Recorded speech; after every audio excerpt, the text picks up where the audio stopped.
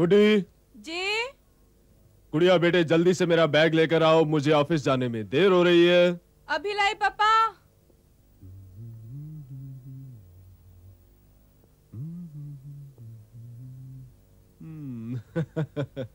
Thank you my darling. अरे क्या हुआ बेटे? पापा, कल आपने कुलदीप के पापा जी को देखकर नफरत से मुंह फेर लिया था ना, ये बात आपके कैरेक्टर के साथ मेल नहीं खाती। बैठो। जी पापा। यही बात मेरे कैरेक्टर से मेल खाती है। कुछ कहने से पहले अगर तुमने मुझसे इस नफरत की वजह पूछ ली होती तो यूं अपने बाप को ताना देने की हिम्मत तुझ में कभी नहीं होती। ये वो शख्स है जिसकी वजह से मैं घर से बेघर हुआ था, जिसकी वजह से मुझे अपने पुरखों की वो धरती छोड़नी पड़ी थी जहां मेरे बुजुर्गों की रूहें आज भी मुझे ढूंढ रही होंगी, जिसकी वजह से एक खाता पिता किसान पल भर में बेरोजगार हो गया था।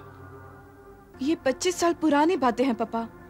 इतने समय में तो दुनिया बदल जाती है। दुनिया बदल सकती है, लेकिन करमजीत सिंह के लिए ना तो मैं कभी बदला हूं, ना ही कभी बदलूंगा। पर पापा,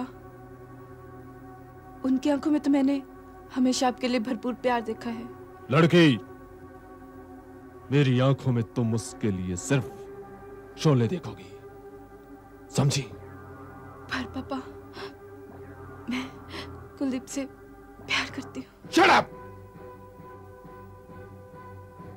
अपनी नाखों से कह दो ऐसे सपने ना देखें जिनकी कीमत उन्हें सारी उम्र के आंसुओं से चुकानी पड़े। लेकिन पापा, दुश्मनी तो आपके उनके दरमियान है। अपने बच्चों की खुशियों को दुश्मनी की आग में झोंकना कहाँ का इंसाफ है? हमारे यहां इंसाफ की सिर्फ एक ही पहचान है, दोस्ती और दुश्मनी को धर्म कांटे में तोलना। इसलिए आज के बाद तुम सिर्फ एक ही बात याद रखोगी, तुम्हारा उस लड़के से कोई वास्ता नहीं है, क्योंकि वो करमजीत का बेटा है और करमजीत मेरा दुश्मन है, समझी? नहीं।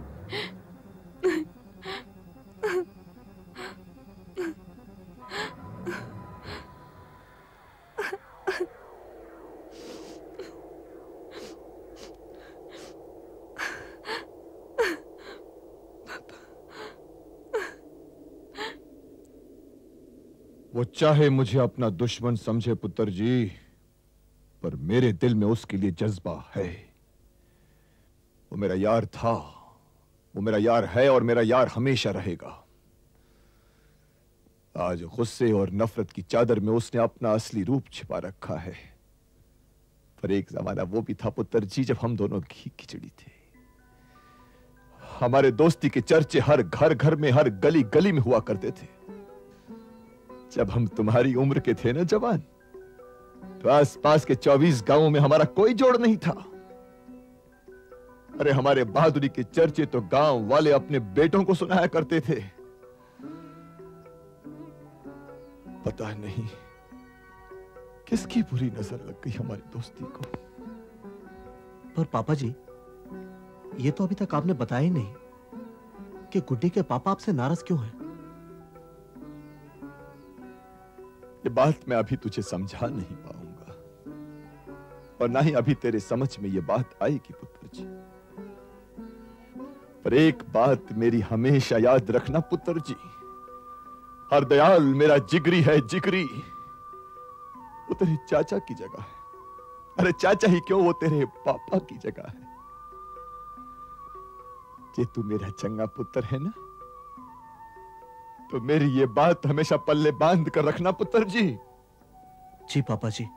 और सुन, गांव जाने के पहले एक बार मुझे उससे जरूर मिला देना। आप वहां पापा जी, क्या आपका उनके यहां जाना मुनासिब होगा?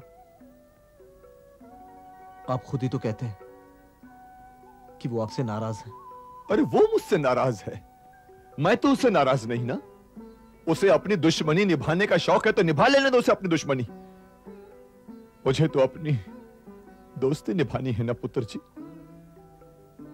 मुझे अपने वाहे गुरु पर पूरा भरोसा है। हमारी दुश्मनी की उम्र चाहे कितनी ही लंबी क्यों ना हो, वो हमारी दोस्ती की उम्र से छोटी ही होगी। देख लेना, एक दिन जब उसे अपनी गलती का एहसास होगा ना, तो वो खुद चलकर मेरे पास आ जाएगा। अरे आज वो मुझे अपने घर से धक्के मार कर निकाल भी दे, तब भी मैं उसे अपने गले से लगा लूंगा पुत्र जी। गुरखा, जी साहब।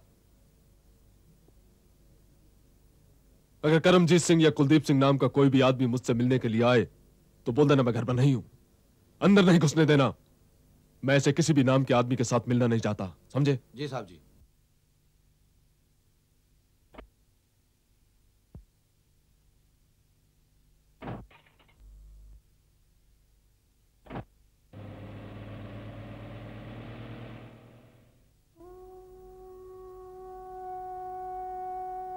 ये पापा को क्या हो गया मम्मी? देख गुड्डी, तेरे पापा जो कहते हैं तू वही कर। इसी में इस घर की भलाई है। मम्मी सुनो तो, प्लीज मम्मी। क्या बात है मम्मी, आपने भी पापा की तरह बोलना शुरू कर दिया। मैं आपसे पहले भी कह चुकी मैं कुलदीप से प्यार करती हूँ। देख बेटा, कुलदीप मुझे भी बहुत पसंद है। मुझे इस रिश्ते से कोई इनकार नहीं, लेकिन इस घर में वही होगा जो तेरे पापा चाहेंगे। इसका मतलब ये हुआ, अगर वो अपनी बेटी की खुशियों को दांव पर लगा देंगे तो भी अब चुप रहेंगी? हाँ, इसलिए कि वो तेरे पिता हैं, तेरे दुश्मन नहीं। और कोई भी बाप अपनी औलाद का बुरा नहीं चाहता बेटे। और कोई बाप अपनी औलाद की खुशियों को दांव पर भी नहीं लगाता मम्मी। तू जानती है तू क्या कह रही है? हाँ, मैं जानती हूँ और चाहती हूँ कि आप उन्हें बता दीजिए। अगर वो दुश्मनी को अपना धर्म समझकर निभा सकते हैं तो मैं भी अपने प्यार को अपना धर्म समझकर निभा सकती हूँ। गुड्डी, मम्मी। बेटा, चल पुत्र, टैक्सी पकड़ ले। जी। वो रही टैक्सी। टैक्सी! अच्छा सुन जी। रास्ते में कहीं ऐसी जगह रुकना जहां पर मिठाई की दुकान हो। वो किस लिए पापा जी? ओए झलिया, इतने सालों के बाद दोस्त से मिलने जा रहा हूं। यार से मिलूंगा तो क्या खाली हाथ मिलूंगा? चल बैठ।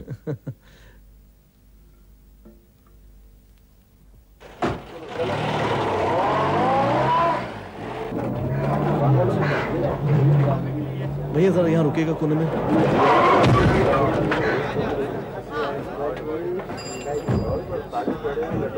आइए पापा जी।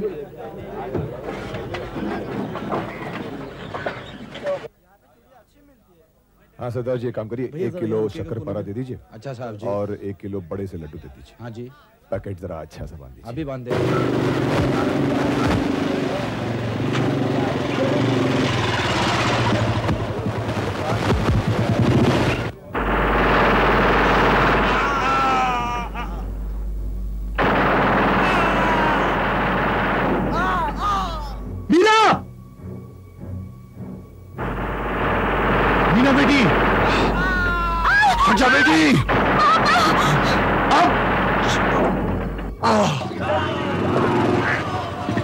पापा जी, पापा जी, आप ठीक तो है ना पापा जी?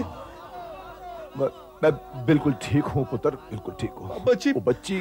सरदार जी, अंकल, वो लड़की भी ठीक है। मीना, ये मेरे पापा जी हैं। ये सब मेरी वजह से हुआ। I'm so sorry। इन्हें काफी चोट आई है बेटे। देखो मेरी गाड़ी पास में ही खड़ी है, इन्हें सहारा देके वहां ले चलते हैं। चले पापा जी। सरदार जी, मेरा घर पास में ही है। चलिए। नहीं बाबूजी, मैं बिल्कुल ठीक हूँ। वाहे गुरु की कृपा से बिल्कुल ठीक हूँ, मुझे कुछ नहीं हुआ। मैं ये लड़की, ये मेरी बेटी है सरदार जी। भगवान की कृपा से बाल बाल बच गई है। वाहे गुरु तेरा लाख लाख शुक्र है। वाहे गुरु तेरा लाख लाख। चलो बेटा, इन्हें उठा के ले चलते हैं। चल पापा जी, चलिए। संभाल के। आहिस्ता।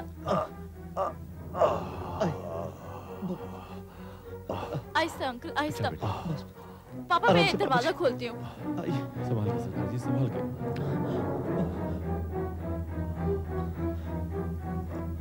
बेटी जरा सहारा दे। काका जरा धीरे से।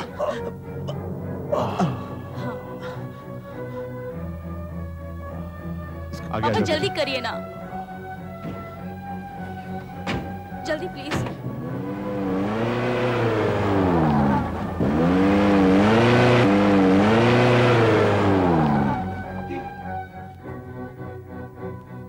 अरे गोमती, गजानन, जल्दी से बाहर आओ। सरदार जी जरा संभाल के। गजानन उधर से हाथ पकड़ो जल्दी से। क्या हुआ इन्हें? अरे कुछ नहीं हुआ है, जल्दी से चल के तुम बिस्तर लगा। मगर ये है कौन? अरे कुलदीप को जानती हो ना? हाँ। ये उसके पिताजी हैं। अच्छा अच्छा। और देखो बेटी, तुम जल्दी से चल के डॉक्टर देशराज को फोन कर दो।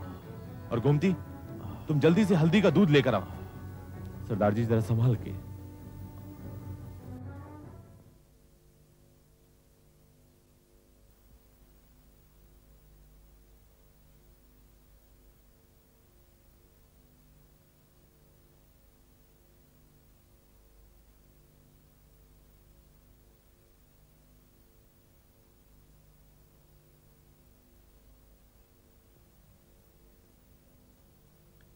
ये दवाइयाँ मैं देता हूँ, दिन में 3 टाइम देते रहिए। जी डॉक्टर साहब, घबराने की कोई बात तो नहीं है ना? देखो मैं दवाइयाँ अभी आपको लेके देता हूँ, कोई चिंता की बात नहीं है।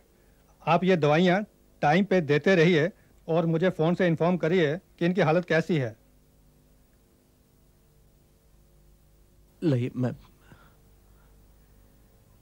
डॉक्टर साहब, मेरे पापा जी ठीक तो हो जाएंगे ना? अरे फिक्र न करो बरखुरदार, तुम्हारे पापा जी तो 1 हफ्ते में दौड़ने लायक हो जाएंगे। अच्छा अरोड़ा जी, मैं चलता हूँ। Thank you very much. मैं छोड़ के आता जाओ बेटे।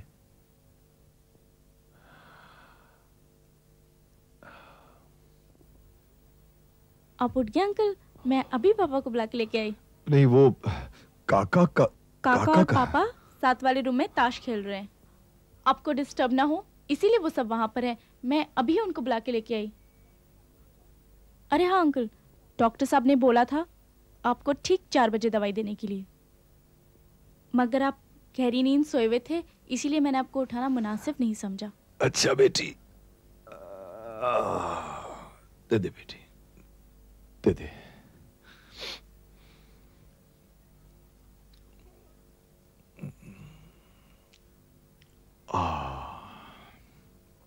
अरे रे अंकल।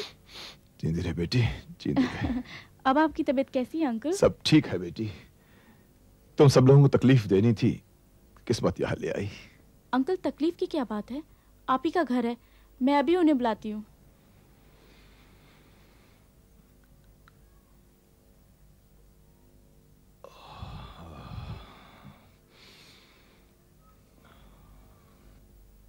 सत श्री अकाल भाई साहब।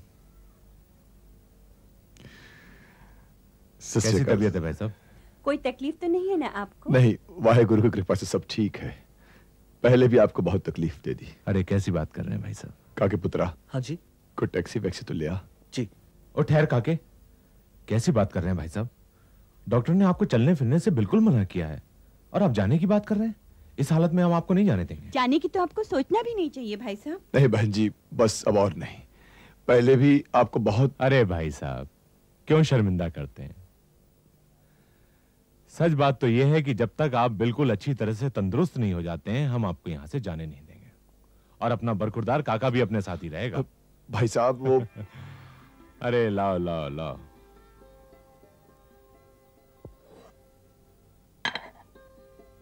हाँ जी, ये लीजिए बिस्किट। लीजिए अंकल जी, चाय पीजिए।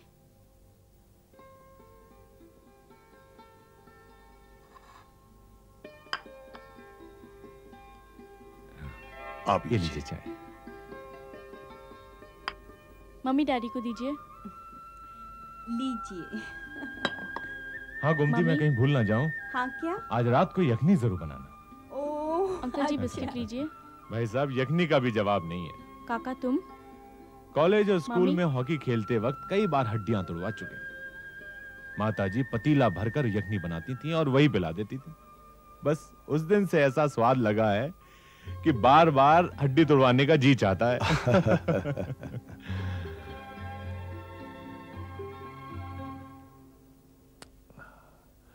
भाई साहब, आपने ये नहीं बताया कि आप कहां के रहने वाले हैं। भाई साहब, हमारे गांव का नाम गोविंदगढ़ है। खेती बाड़ी का काम है, पुरखे यही करते आए हैं। ये तो बहुत अच्छी बात है भाई साहब। आज भी आप बुजुर्गों के नक्शे कदम पर चल रहे हैं। मेरे स्वर्गीय पिताजी कहा करते थे, उत्तम खेती, मध्यम व्यापार, धृक चाकरी। अब हमारी तरफ ही देखिए, 4 हरफ अंग्रेजी के क्या पढ़ लिया कि ना काम के ना काज के। आज भी सरकारी नौकरी कर रहे हैं। भाई साहब, ये सब भी वाहेगुरु की कृपा से ही होता है। जहां का पानी पीना लिखा होता है, जहां की जमीन पर रहना लिखा होता है, वो उसे वहीं भेज देता है। हमारी रोजी रोटी तो भाई साहब यहां लिखी है, इसलिए हम तो मजबूर हैं। लेकिन गांव की खुली हवा मुझे भी बहुत पसंद है। और भाई साहब, मेरी बेटी को तो बहुत ही ज्यादा पसंद है। आप इसके हाथ की बनाई हुई कभी पेंटिंग देखिए, गांव का पूरा एटमॉस्फेयर मिलेगा। खेत खलियान, झरने, उड़ते हुए पंछी। अरे तो फिर आइए ना कभी फुर्सत निकाल के। अरे कुछ दिन आके हमारे गांव में रहिए, आपको हर चीज आपकी पसंद की मिलेगी। भाई साहब जरूर आएंगे, मौका मिला तो जरूर आएंगे। पापा जी, ये देखिए, ये पेंटिंग मीना ने बनाई है। भाई वाह, वो दिखा। हाँ जी, ये देखिए जी। वाह क्या बात है, ये मुझे बहुत पसंद है। भाई वाह, हमारी बेटी के हाथों में तो जादू लगता है। सारी तस्वीरें ऐसे लग रही जैसे बोलती हूँ। अरे भाई, बोलती क्या, ऐसे लगती जैसे गाती हूँ। आप तो मुझे यूं ही चढ़ा रहे हैं अंकल जी। हाँ, उल्टी सीधी लकीरें जरूर खींच लेती हूँ। नहीं बेटी, ये बात तो माननी ही पड़ेगी कि तुम बहुत अच्छी आर्टिस्ट हो। खैर, मैं तो ठीक ही हूँ अंकल जी। रियल आर्टिस्ट तो ये आपका बेटा कुलदीप है। उस दिन देखा नहीं आपने उसका ये कमाल। अरे हाँ बेटे, भाई साहब के एक्सीडेंट की वजह से तो मैं तुम्हारी तारीफ करना भूल ही गया। वाकई बहुत अच्छा गाते हो।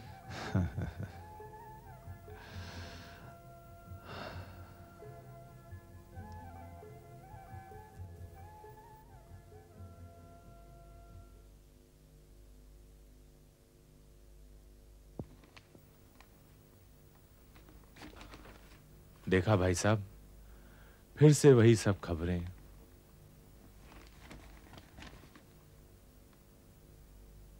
अरे हाँ बेटी जी, न्यूज़ का टाइम हो गया, जरा टीवी तो चलाना। अच्छा। नमस्कार। आज के मुख्य समाचार।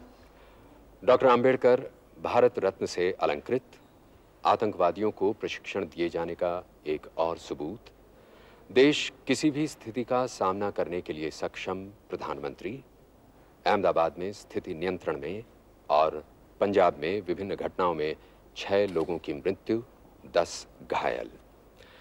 दलितों के मसीहा डॉक्टर भीमराव अंबेडकर को राष्ट्रपति ने आज एक भव्य अलंकरण समारोह में मरणोपरांत राष्ट्र के सर्वोच्च सम्मान भारत रत्न से अलंकृत किया। एक पड़ोसी देश के प्रमुख विपक्षी नेता ने इस बात की पुष्टि की है कि कश्मीर में तोड़फोड़ करने वालों को औपचारिक रूप से प्रशिक्षण दिया जा रहा है। प्रधानमंत्री श्री विश्वनाथ प्रताप सिंह ने कहा है कि देश अपनी सुरक्षा के लिए किसी भी स्थिति का सामना करने के लिए सक्षम है। गुजरात में अहमदाबाद में स्थिति धीरे धीरे सामान्य होती जा रही है, लेकिन तनाव अब भी बना हुआ है। लूटपाट करने वाले वही करवावे, वो दूसरा कोई नहीं करवाता। मेरा तो यही मानना है, क्योंकि हम तुम तो कोई नहीं कर सकते। हम हमारी रोटी कमा के खाते हो, तो हम क्या करने वाले। हम दुकान बंद करते थे जब हमको एक यहाँ मारा, एक यहाँ मारा, नहीं एक यहाँ मारा। पंजाब में कल शाम से लेकर अब तक घटी विभिन्न घटनाओं में आतंकवादियों ने 5 लोगों की गोली मारकर हत्या कर दी है और 12 लोगों को गंभीर रूप से घायल कर दिया है। गुरदासपुर जिले में धर्मपुर गांव के निकट आज सवेरे बारूदी सुरंग फूटने से वाहन पर सवार एक कांस्टेबल की मृत्यु हो गई है और 10 बंद करो बेटी, बंद करो इस न्यूज को। जी अंकल।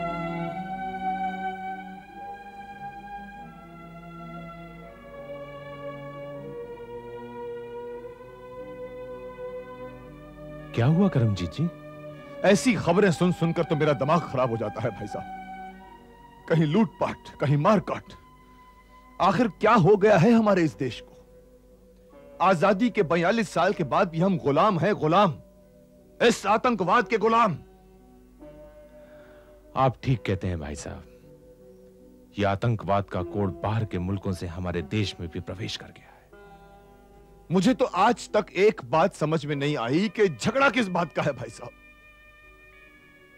पर हर रोज एक ही खबर नई सुर्खियों के साथ कान में सुनने को मिलती है। आज यहां इतने लोग मारे गए, आज वहां उतने लोग मारे गए, आज वहां उतने लोग मारे गए। डिस्गस्टिंग। मैं समझाता हूं भाई साहब, कुछ गैर मुल्की ताकतें हमारे देश की खुशी और एकता से जलते हैं, देश का एक रंग काटकर देश के टुकड़े कर देना चाहते हैं।